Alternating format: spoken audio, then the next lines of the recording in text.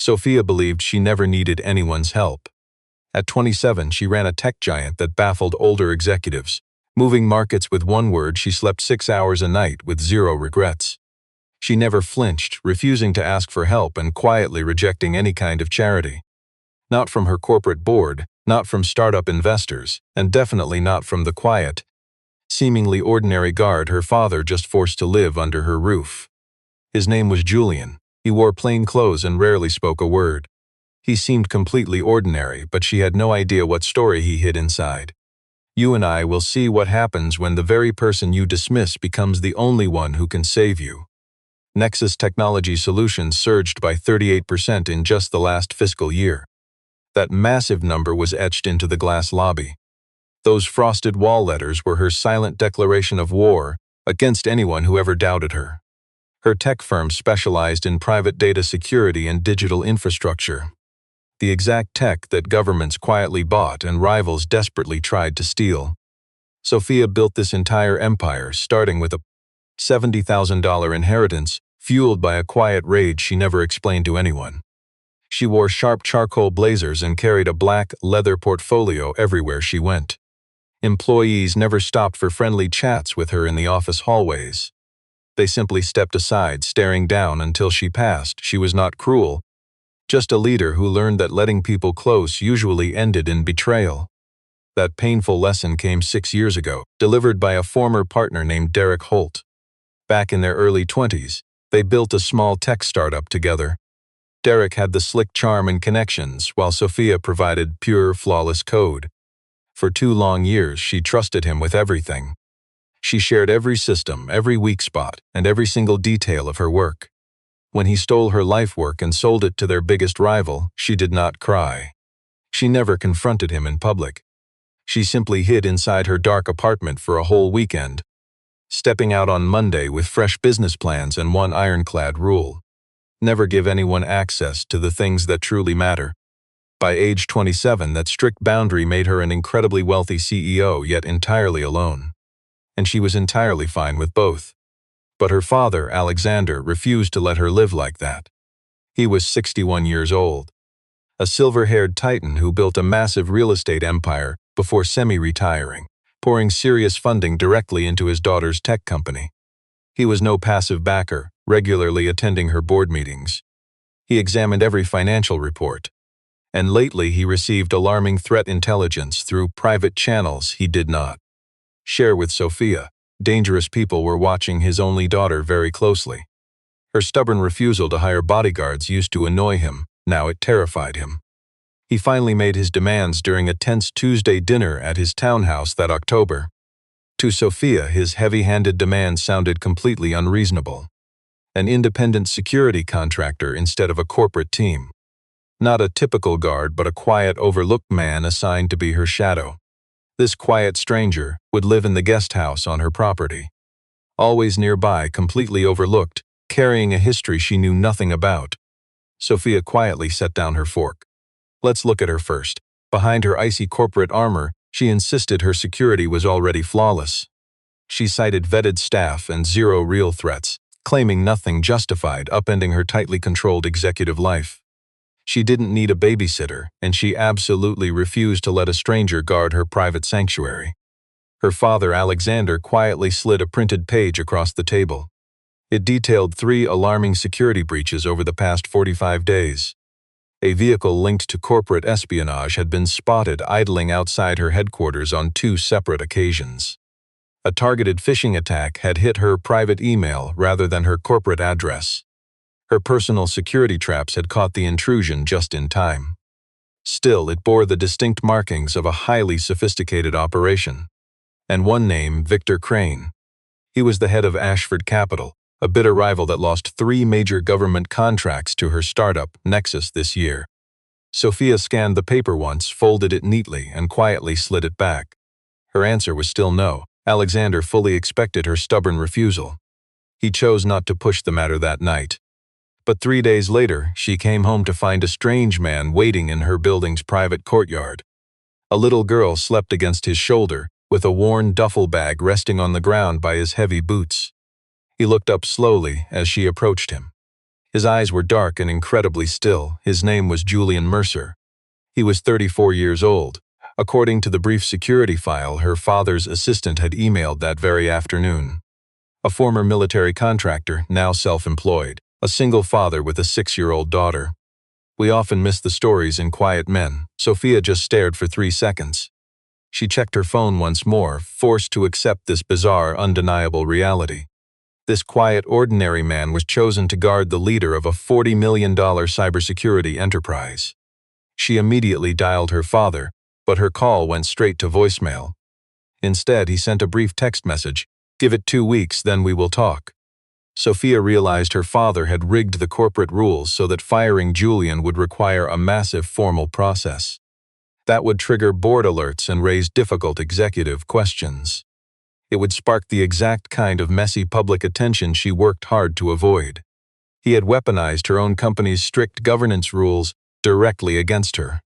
She stood frozen in the courtyard, phone gripped tight, as the crushing weight of this forced arrangement settled over her. "You get the secondary unit," she told Julian, her voice completely flat and cold. "There are rules. You never enter my main house without my explicit permission. And you absolutely never discuss what you see here with my staff or colleagues. Do not ever interfere with my daily schedule." She paused. "And whatever that is," she nodded toward the sleeping child, "it stays perfectly quiet." Julian simply studied her for a moment, then gave a single nod. Their first conversation was over. The next morning, Sophia found Julian out in the garden at exactly 6:43. He was already awake, standing near the edge of the courtyard with a simple cup of coffee. No phone, no distractions, just a man silently carrying his own deep, unreadable thoughts. He seemed hyper-vigilant, a strange contrast for a seemingly ordinary guy with no apparent reasons to be so watchful. Dismissing him with a brief nod, she walked straight toward her parked car. She claimed she saw nothing special, but you and I know some stories begin in complete silence. This quiet, unassuming man simply did not fit her polished expectations of an elite bodyguard. The high-end executive protection teams she usually hired were always loud, polished, and obvious. The other guards wore earpieces and carried notepads. They threw around heavy buzzwords like protocol and perimeter sweeps. It was loud performance art designed solely to justify massive contracts. But we always underestimate the quiet ones. Julian wore simple trousers and plain shirts. He carried absolutely nothing visible. He rarely spoke, but his words were sharp and direct, completely stripped of any useless weight. He never tried to fill silence. He was entirely comfortable with the quiet, which she found appropriate but deeply unnerving. On day 3, she came home to find his little girl sitting in the courtyard. Little Luna was 6 years old but small for her age. Dark curls framed massive brown eyes that tracked every movement like a cautious animal. Perched on a stone bench, she clutched a worn stuffed rabbit in her lap. Its ears were worn thin while she quietly sketched inside a tiny notebook. The second she pushed through the gate, Luna looked up and froze completely. The CEO stopped in her tracks. They just stared at each other. Honestly, she had absolutely no idea how to handle children. Children operated way outside her corporate area of expertise. Giving a stiff, neutral nod, the kind reserved for junior analysts, she headed straight for her door. "She doesn't bite." Julian's quiet voice drifted from right behind her. He had slipped out of the side door without making a single sound. "She's just shy. I didn't assume otherwise," she replied flatly, without turning around. She went inside, telling herself she wouldn't think of those massive, watchful eyes for the rest of the night. Stick with me here. Because their friction was never actually loud or explosive. It hummed quietly like a low-grade electrical current. Still, she had rules. Julian followed them flawlessly, which honestly only irritated her more, leaving absolutely zero excuse to correct him. She expected pushback, even petty violations. The standard territorial behavior she was so used to managing with security teams. Instead, she got a man who was just simply there. A man who never explained himself but watched everything. One evening, she caught him scanning the street from his window. He did nothing obvious, and nothing was visible in his hands. But he possessed that razor focus she instantly recognized from ex-military operatives. The kind of consultants she hired for corporate risk assessments. This wasn't a casual gaze. She made a mental note, keeping quiet. By day 5, she returned home to notice Julian had subtly shifted the courtyard potted plants. To an untrained eye, it looked like a simple aesthetic tweak. Looking closer, however, the new setup eliminated 2 blind spots she had never noticed. She stood frozen in the doorway for a long moment, processing it. She did not ask him about it at all, giving him the satisfaction of knowing she saw his tactical genius. Never, but she noticed. You and I both know how these things go. Their awkward routine became incredibly functional. Julian never made a single sound before 6 in the morning. She never asked him to. He simply mapped out her entire schedule through pure observation. As for little Luna, she played her part. She would play quietly beside her father, but the second she walked in, the child went totally silent. The little girl seemed to read adult moods so sharply. It was clear she had spent her life tiptoeing around grown-ups. That quiet observation lodged itself deep in her mind, refusing to let go. On the 8th evening, she noticed Julian and Luna together in the courtyard after dinner. She had not meant to spy, merely pausing by a window on her way past. Julian sat on a stone bench, cradling Luna as he read her a picture book. Through the glass, his voice was silent, but his entire posture had completely transformed. The rigid defensive guard he carried by day had not entirely vanished. In truth, it probably never would. But his sharp edges had visibly softened in that moment. He patiently embraced Luna's constant questions, pointing gently at the colorful pages. He made playful faces that made her laugh, his rare smile completely rewriting his stern expression. The CEO stood frozen at that window, watching for several quiet seconds. Then she turned away, retreating directly back to her glowing laptop. She had a massive quarterly board presentation to prepare and major contracts to finalize. There was no time to dissect the private life of a mysterious guardian living under her roof. She opened a spreadsheet, seeking refuge in the numbers. Figures, at least, were safe. Mathematics made perfect sense, but Julian Mercer remained an absolute mystery. As you can imagine, he was a puzzle she had no idea how to solve.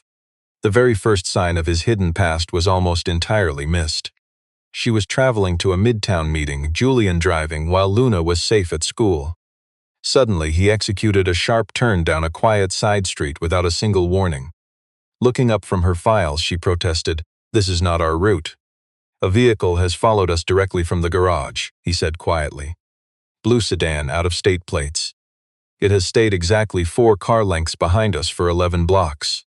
She stared into the rearview mirror, seeing nothing but normal city traffic. She lacked his trained eyes to spot the danger. "Are you sure?" "Yes." He threw the car into 3 rapid turns, executing a textbook surveillance detection maneuver. She only knew the tactic from a corporate security seminar 2 years prior. By the 4th turn, their pursuer had completely vanished. He smoothly rejoined the main avenue, delivering her to the hotel just 4 minutes late. She sat in silence for a long moment before opening the door. "Have you done this before?" she asked. "Driven," he replied, leaving her staring. His innocence was no act. His expression remained completely, stoically blank. She could not tell if it was clever deflection or his natural deadpan defense. She stepped out of the vehicle, holding back any further questions. Throughout her important board meeting, her flawless focus was broken for the first time. In the following days, she began investigating. She organized data for a living, but Julian had suddenly become a human puzzle she had to decode. She began recording every detail. He quietly flagged a stranger taking photos of her building, delivering the warning without any panic. No drama, just offering the vehicle description and a partial plate. Along with the precise duration the car had lingered on their block. His instincts far surpassed her professional security team. Clearly, he was carrying a deep, hidden story we were about to uncover. We often underestimate quiet people. She did until he spotted a tampered lock on their door. It wasn't busted open, but picked so cleanly it would have stayed. Entirely invisible unless you knew exactly what to look for. He didn't say a word until he'd replaced it. The man read every room. During a high-profile corporate gala, she brought him along for extra security. She watched him analyze the entire venue in 30 seconds flat. Exits, sightlines, threats. He did it so effortlessly that no one else in the room even noticed. But she caught it because she was quietly studying him.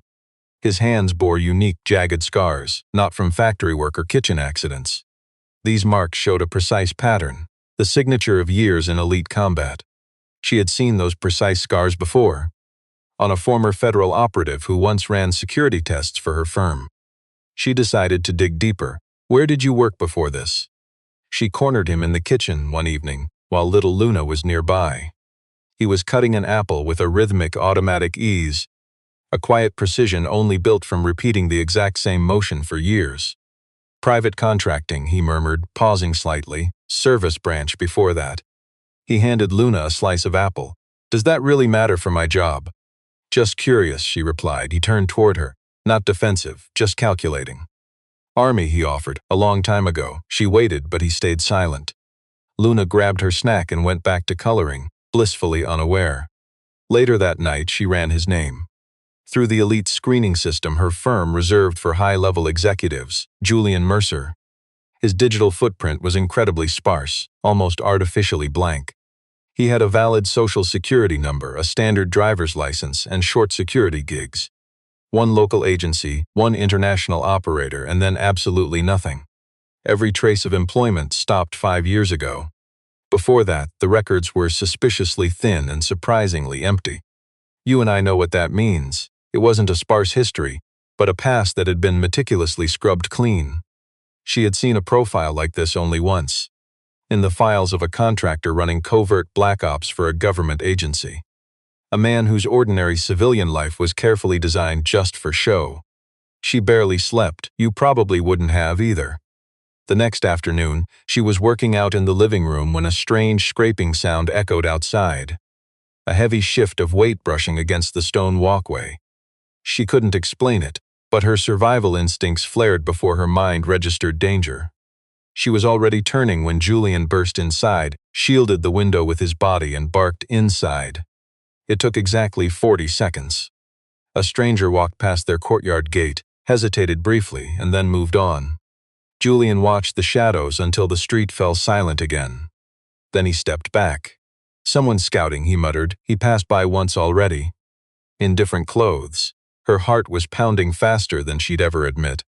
How did you know I was in trouble, she asked. I didn't, he replied. I just knew someone was gathering intel. Not the same thing, but I prefer to treat them exactly the same. A heavy silence fell. Who are you, she asked. She tried to stay poised, but the question cracked her polished armor. It was far more vulnerable than she ever let herself be. Julian simply studied her, his quiet gaze holding hidden depths. Someone doing a job, he replied, looking back toward the dark yard. Sophia stood completely frozen right in the middle of her living room. She managed $40 million in tech assets and over 200 employees. Yet for the first time, she realized she was trapped in a situation she could not control or understand. It was clear this quiet guard carried a much deeper hidden history. He moved with a lethal precision, a level of elite training that her father's wealth could never simply buy on the open market. We have to ask why a man with such deadly skills, why an elite, highly trained operative was hiding in a tiny guest house, reading bedtime stories to his 6-year-old daughter, playing the simple contractor. She had no answers, and that mystery terrified her more than any physical threat. The massive system breach actually struck on a quiet Thursday. Her brilliant chief tech officer, Dana Fowler, flagged the critical issue at 9:40 a.m. Internal logs revealed a massive theft of classified government contract specifications. These files belonged to Nexus's most critical, high-profile infrastructure client. Everything was stolen using the credentials of a quiet engineer named Patrick Ellison. But the devastating download occurred at exactly 2:14 in the morning, and security logs proved Patrick was nowhere near his office. Sophia rushed to the conference room, meeting Dana and her security chief 12 minutes after the alarm. She kept her voice calm, refusing to show even a flicker of panic. She immediately focused on containment of the massive data leak, ordering an instant credential lockdown across all compromised servers. She instructed Dana to isolate the network before the public could sense the brewing corporate disaster. In moments of crisis, she was undeniably brilliant. But even her corporate genius could not stop this unfolding nightmare. Think about this. If intruders bypassed security using Patrick's login credentials, they had either cracked the firewall or received help from a traitor inside. Patrick had been a model employee for 3 years, with a spotless record. Yet Sophia recalled seeing him with a quiet stranger in the lobby, someone she had easily dismissed as background noise. She pulled up the security footage. The man's face felt hauntingly, strangely familiar. We all know that feeling, glimpsing someone so ordinary they blend seamlessly into the crowd. She sent the snapshot to Julian, whose reply came just 4 minutes later. It was Raymond Taft, an operative formerly with an elite private intelligence agency. A man who had quietly slipped off their payroll 8 months prior. Julian shared this high-level dossier, offering no clues about how he knew. Sophia stared at the screen in silence. Her ruthless rival, Victor Crane, was finally striking. She had been warned about this shadow war through papers her father left. The suspicious unmarked vehicles, the clumsy digital phishing attempts. But she had shrugged it off as typical corporate espionage, fighting back with basic firewall upgrades and formal legal warning letters. This devastating strike proved her enemy was already hiding right in plain sight. An insider with deep system access had completely turned on her. The hours that followed were pure chaos, filled with urgent audits and credential reviews. A brutal forensic search of every single access log spanning 60 days. By 7 in the evening, the CEO uncovered 3 more malicious queries, heavily hidden to escape her notice. Every single one ran through Patrick's admin privileges after hours. She also found out the employee had been drowning in debt for 4 months. A massive red flag her HR software missed, simply because nobody bothered to look. She did not finally leave the office building until 10 that night. Her quiet guard, Julian, waited in the courtyard, his young daughter fast asleep inside. She noticed the lights were already off in his guest house upstairs. Here is where we meet our underestimated hero. He waited by the entrance, right on schedule. She had not messaged him, but this invisible man waited in the dark anyway. She brushed past him silently. Halfway to her massive front door, her phone vibrated. Unknown caller. She answered automatically, a rookie mistake she regretted the moment he spoke. An unfamiliar male voice echoed through her speaker. He spoke with a chillingly calm tone that felt like a knife to her throat. He warned her that today's corporate sabotage was no fluke, and it was not over. She had exactly 48 hours to rethink their sit-down meeting. Next time, he promised, they would not be so precise. Sophia instantly hung up. Her hands went numb. Turning around, she found Julian standing 3 feet away. He had crossed the noisy gravel courtyard to reach her without making a single sound. He studied her terrified expression with the intense focus he once used on hostile streets. "Threat call," he asked softly. She stared back, completely stunned. "How did you know?" "Your posture shifted," the quiet guard replied. She explained everything while he stood there completely stone-faced. Here is where his real truth emerges. That silence was not his usual quiet. It carried a sharp tactical edge, a cold calculation instead of his usual shy reserve. "They will strike tonight," he muttered with absolute conviction. "Or damn near close." That phone call was not a negotiation, it was a countdown. "You cannot possibly know that. I have seen this before," he said. She desperately wanted to ask where, when, and how, but she stayed silent. The absolute certainty in this overlooked man's voice shut her down completely. "Go inside," he ordered. "Lock up tight." "I have to make a call. You need to hide, Sophia." It was the first time this quiet father dropped his formal act and commanded her. The shift paralyzed her. "Please go inside," she quickly obeyed. Huddled on her expensive couch, the powerful executive strained to listen, trying not to feel hunted. It was not working at all. At 1:23 in the morning, she finally heard it, a subtle, unnatural scrape on the gravel outside. It was not loud, just out of place. Peeking through the blinds, she saw 2 masked figures. She barely registered the armed intruders before Julian materialized from a shadow she thought was empty. The violent clash that followed lasted less than 30 brutal seconds. She watched through the window, frozen in a cold state of total shock. You see it now, don't you? This lethal operator was not her harmless employee. Not the gentle dad reading bedtime stories and quietly sipping coffee in her sunny garden. The quiet father she always underestimated moved with a cold, lethal precision that was far from amateur. This wasn't mere defense. His movements went far beyond what any standard corporate security guard could ever pull off. Both threats were neutralized before she could even process that the brief struggle was over. Julian simply stood back up, his breath entirely steady. He calmly adjusted his sleeve, looked up at her window, and offered a single sharp nod. Sophia slowly backed away from the window. For the first time in her powerful career, the CEO stood frozen, utterly unsure of her next move. Sleep never came that night.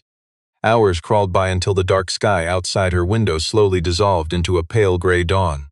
During those long hours, Sophia wrestled with a wave of completely foreign emotions. Ultimately, she fell back on the only coping mechanism she knew in a crisis: a relentless investigation. Opening her laptop, she pulled up Julian's sparse background profile once again. Looking at it again, her entire understanding of him shifted. Gaps that once seemed like empty space now looked deliberately scrubbed, artfully hidden. The two private security agencies on his resume were real, fully licensed operations.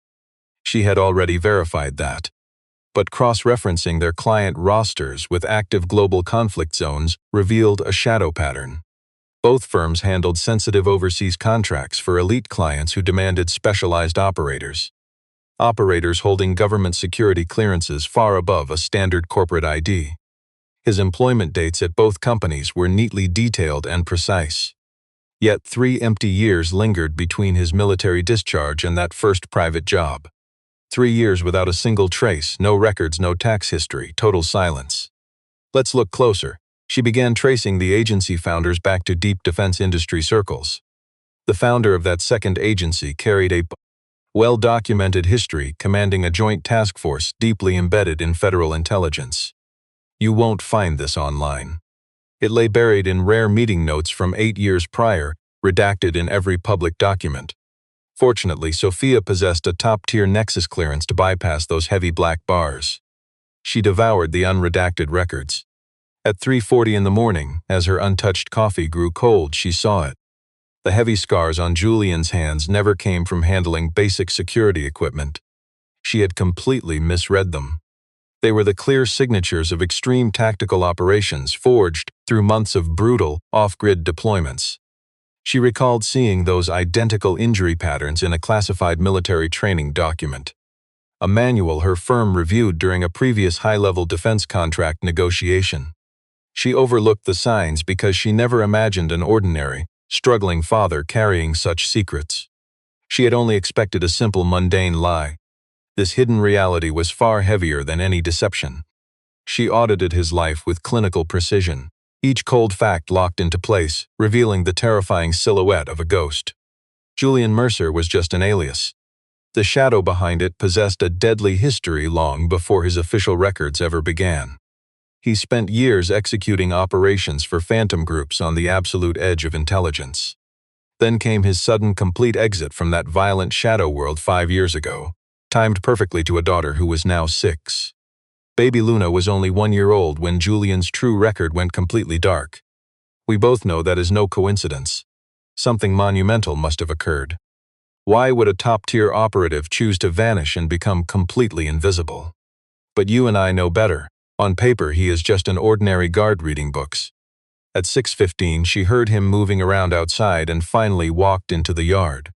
With just one look at her face, he knew she had not slept all night. She studied his calm face and knew he was aware she had been researching his past. Standing in the freezing morning air, she said, "I know your record is manufactured. I know a fake background when I see one, and yours is definitely fake. Those 2 corporate firms you worked for are actually intelligence fronts, I know it. And there are 3 whole years completely missing right before that." She took a breath. "I am not accusing you of anything. I just need to understand what is happening." Julian remained totally silent for a moment. Not the silence of a coward, but of a quiet survivor making a heavy choice. "I am not going to detail my entire past to you," he finally replied. "Not yet. But I promise nothing you are facing is beyond what I can handle. And I will say this, your father knew exactly who he hired to protect you." Sophia felt the cold, heavy realization of absolute truth. Her father had not just hired a random security guard off the street. He hunted Julian down. He knew the massive silent story hiding behind those calm eyes. "Why the ordinary cover?" she asked. "Because the people hunting you do not expect a ghost with my set of skills." If they know I am here, they will change tactics. This disguise is not to trick you, it is for them. She quietly absorbed this. And the rest of your file, he looked at her, that is mine. His voice held an unyielding firmness but absolutely no anger. You and I recognize that boundary. It belongs to quiet survivors whose deep, heavy stories are beyond what she could grasp. She backed off immediately. About last night, she murmured. Those 2 men are taken care of. The police get them this afternoon. I called a contact to clean up the mess. No bad press for you. You have high-level contacts in the police? Yes, federal agents and a few others. She stood frozen in the cold dawn light, shattering every false assumption she had made since the night she found this quiet father holding his sleeping daughter in her yard. You really could have told me this from the beginning, she said. There was no anger in her voice, she was genuinely curious. You never would have believed the simple guard act, he replied softly. And you would have fought much harder to keep me away. Your father insisted that letting me go had to be your choice, not a panic reaction before seeing the real danger. She let that heavy truth sink in. She thought of her 61-year-old father, studying dark intelligence reports about the predators circling his only daughter, and deciding her absolute best shield was a dangerous man who could blend seamlessly into the ordinary world. We rarely notice the deepest hidden stories. She realized she spent 8 full days treating Julian like an annoying, useless burden while this silent survivor was busy keeping her alive the entire time. Your little girl, she murmured. Luna doesn't know a thing. A flash of intense control crossed his eyes. No, he quietly replied. She only knows her dad protects people. That is enough for her. The room fell silent. I need every single detail you have, she demanded. Everything about the crane operation. We are in this together. No more blind spots. The quiet guard studied her with deep intensity. All right, he agreed. It was easily their most honest conversation yet. Let us watch this closely. Victor Crane finally struck that Saturday evening. After that intense talk, the chief executive switched gears into a sharp, focused mindset. Not slower, not softer, just incredibly, ruthlessly precise. Together, they began dismantling Crane's entire shadow network. Julian shared secret intelligence. The quiet man's sources were perfect, and she trusted them completely. Meanwhile, Sophia exposed corporate blueprints and cash trails, showing exactly what their enemy wanted to steal.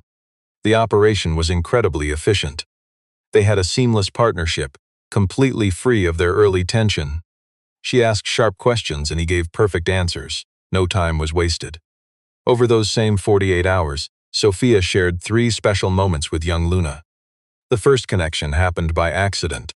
Getting water at 9 at night, the chief executive found the girl. Luna sat quietly at the table, clutching her toy, completely awake. They sat together in that quiet kitchen for 12 minutes, completely at peace. It completely caught the powerful executive off guard. Their second interaction was entirely the child's brave idea. Luna quietly appeared at the doorway, bravely offering a hand-drawn picture directly to her powerful host. Her small face looked like a diplomat delivering a crucial peace offering. Sophia gently accepted the drawing, telling the girl how beautiful it was. Luna stared with those giant eyes, then smiled so warmly it melted the cold air of the massive penthouse. Their third conversation was brief but carried deep emotional weight.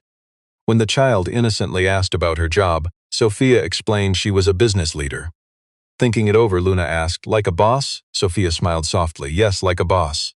Seeming entirely satisfied, the little girl simply nodded and went back to sketching. Sophia actually kept that drawing, trying not to overthink this new soft feeling. Stay with me now. Saturday arrived with the quiet father keeping watch nearby.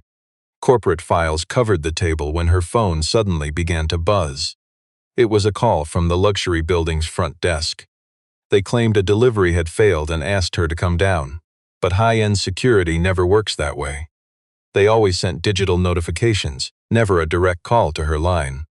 In 2 years of living there, the lobby staff had never once phoned her. She looked at Julian. He was already on his feet, fully alert. "Do not go down," he ordered. "Was not planning to," she replied. Over 4 tense minutes, the quiet father made 3 quick calls. His final brief call was over in under 60 seconds. Hanging up, his simple disguise completely vanished. 2 hostile agents just entered through the back service doors, he said coldly. They are heading up right now. Someone on the inside let them in. He walked over, the quiet guard now moving with lethal, elite military precision. There is a backup escape route through the utility hallway. We are leaving now.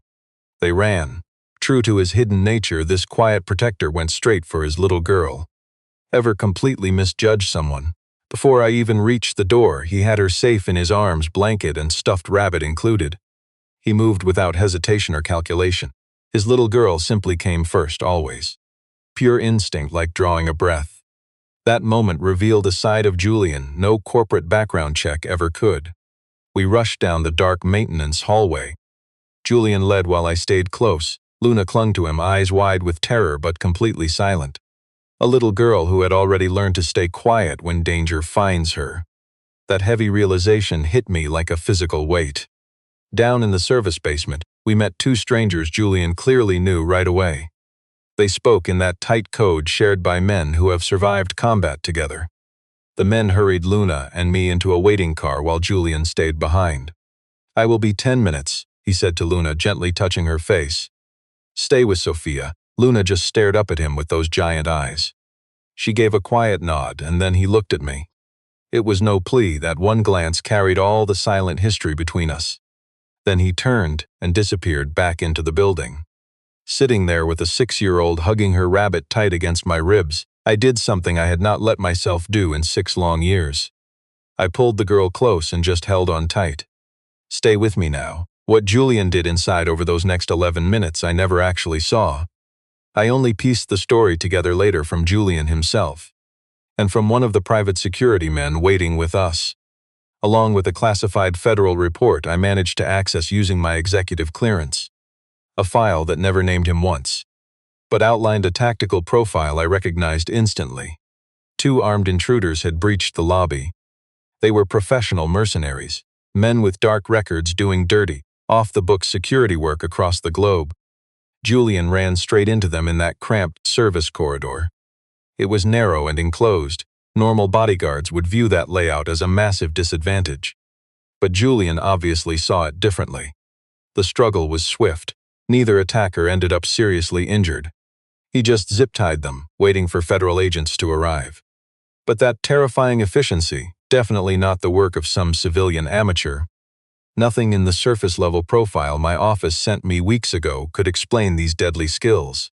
When Julian climbed back inside 11 minutes later, his face was completely calm, as always. He checked on Luna, then scanned me, then swept the dark street, in that exact order. We are moving to a different safe house tonight, he said. Your team will handle the scene, I asked. Yes, Julian. I finally spoke his name with the exact same familiarity he used with mine. What exactly did you do before this? He just remained silent. I was part of a joint operations unit, he whispered. Joint military and federal, high-level deep cover intelligence work. Protecting high-profile targets, did it for 9 years, and then Luna's mother died, he said. On-duty tragedy, same line of work. His tone was perfectly flat, but maintaining that calm clearly shattered something deep inside. Luna was only 13 months old. I turned in my credentials 6 weeks later, Julian explained. Sophia listened in absolute silence. What could she even say? Any words felt flimsy against the heavy story he carried. Your father knew my entire background, Julian quietly continued. When he needed elite protection for you, an old contact pointed him my way. So, he reached out. I accepted. The mission mattered. Plus, Luna needed a brave father who did something, not one paralyzed by fear. Sophia simply stared at him. You and I know how easily we underestimate quiet people. Sophia was finally seeing his true shape, not just his shadow.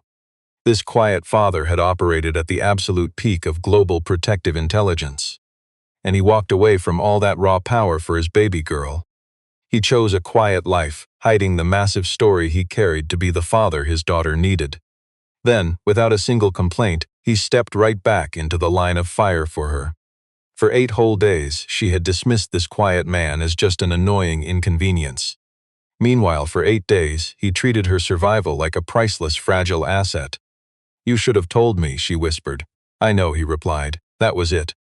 Over the following days, this powerful executive did something completely out of character.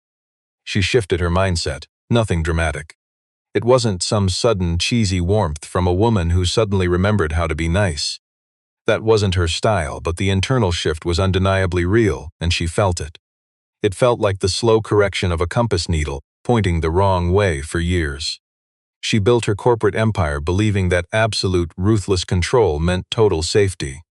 His silent story. Especially how he surrendered the exact power she craved, just to raise his little girl. It completely shattered her core business philosophy. She didn't fully grasp his quiet worldview yet, but she finally stopped brushing him off. She actually started opening up, without any deep confessions or tearful drama. She wasn't wired for emotional theater and simply refused to fake it. Instead, she explained how the Crane takeover had unfolded over the last year. She mentioned Derek Holt briefly, and without emotion, just providing context, but then she realized something. Surprisingly, sharing her business secrets with this unassuming single dad did not feel dangerous. She admitted her successful startup was never just a regular business to her. It was the resurrected version of an empire that had been stolen from her. With every year of revenue growth, that original brutal theft stung a bit less. Julian just listened, never pushing uninvited advice or trying to fix her problems. He never did that fake mirroring she found so unbearable in other executives. We all know that forced empathy is just a selfish mirror aimed backward. He simply listened, only occasionally speaking.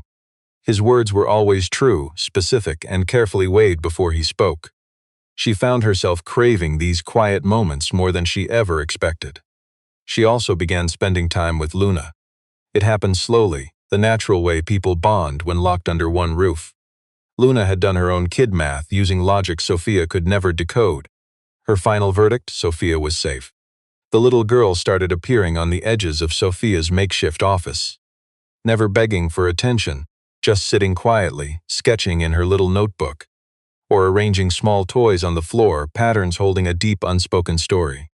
Surprisingly, the executive found the quiet child's presence wasn't distracting at all. Little Luna's stillness was never the silence of someone fading away. It was the focused quiet of a child building a vast inner world. Sophia sensed the heavy weight of that hidden depth and truly respected it. She bought her a high-quality journal, heavy paper, solid spine, real craftsmanship. She simply left it on the kitchen counter without a word. When the quiet girl discovered it, she offered Sophia a look of pure, uncomplicated joy. The corporate leader quickly looked back at her screen, hiding her tears. The single father witnessed this from the doorway, keeping his silence entirely intact. Later that night, the guard brewed coffee, leaving a fresh mug near her desk. A quiet, simple gesture, his unflashy way of showing that he truly saw her. She drank it, and the unspoken dynamic between them shifted, needing no official name. They weren't friends, that simple word felt much too small and entirely wrong. And they weren't merely boss and bodyguard anymore, either.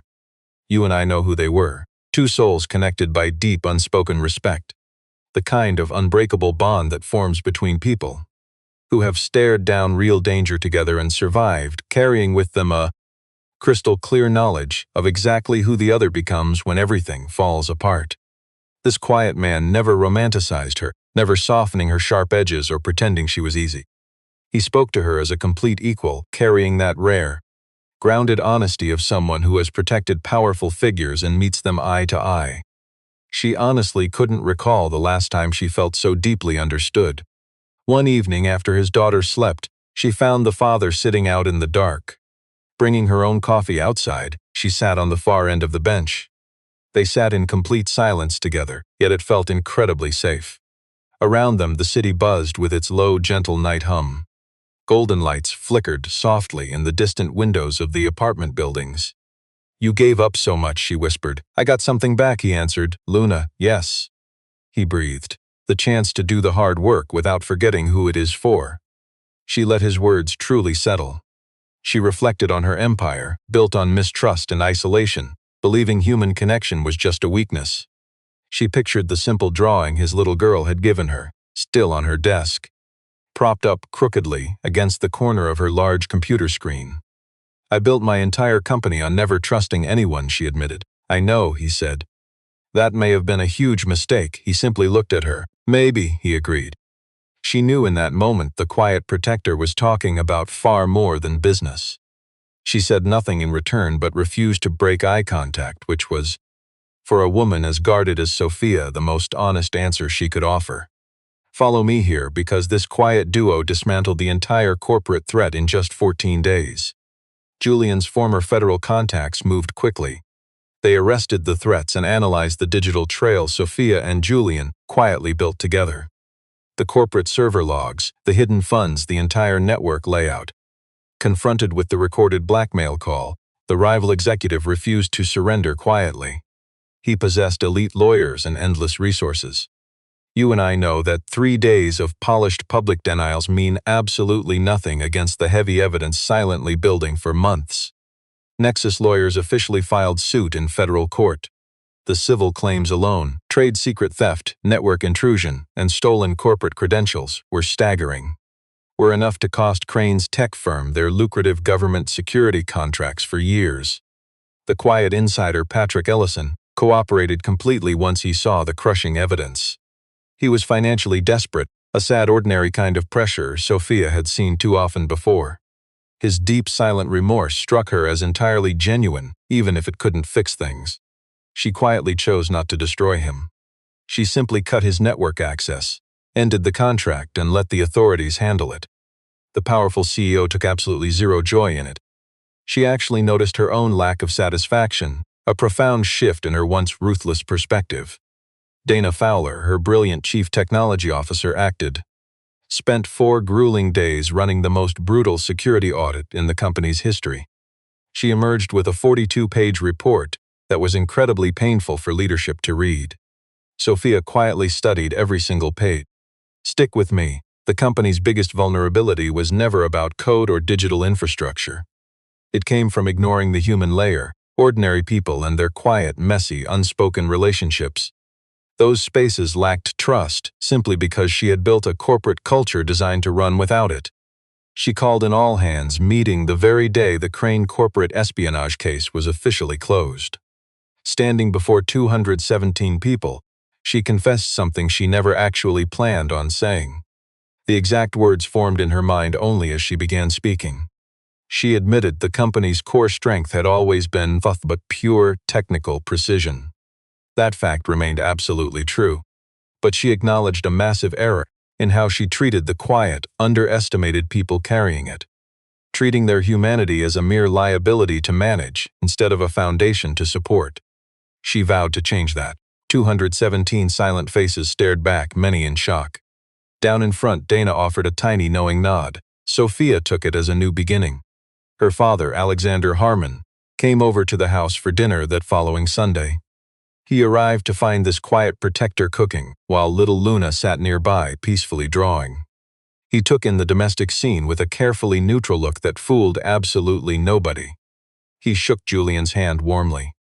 Possessing the smug warmth of an architect who secretly orchestrated this beautiful collision of different worlds. Over dinner, the CEO casually told her father she forgave his little matchmaking maneuver. She spoke entirely without irony. He just smiled quietly into his wineglass. Julian wasn't staying forever. The corporate threat was now entirely neutralized. The assignment was done, and this quiet protector was not one to overstay his welcome. He said absolutely none of this out loud. Neither did Sophia, but the silence hung heavily, proving that the deepest unspoken things never need to be announced. What also lingered there, entirely unannounced and unfinished, yet completely undeniable, was something else entirely. A vision of a future vastly different from the cold empire Sophia was once building alone. Not softer, not less ambitious, just beautifully wider, with room for an underestimated little girl drawing pictures and asking deep, profound questions. And for an ordinary man who quietly gave up everything for love, carrying his untold story. Teaching you and me that a true, silent sacrifice doesn't have to be permanent. You and I often overlook the quiet stories around us. Sophia had no name for this feeling yet. She never labeled what she couldn't understand. But on that final October night, she sat in her courtyard, sipping coffee brewed by the quiet, unassuming single father. His daughter slept safely upstairs. Beside Sophia sat this quiet man carrying a powerful past, Someone who saw her true self and chose her anyway. Held by his own deep, silent reasons to be right there anyway. The rushing city kept spinning around them. Despite the freezing night air, she felt completely fearless. For once, she wasn't in control, and she wasn't alone. You and I can see it. For the first time in years, she believed this might just be enough.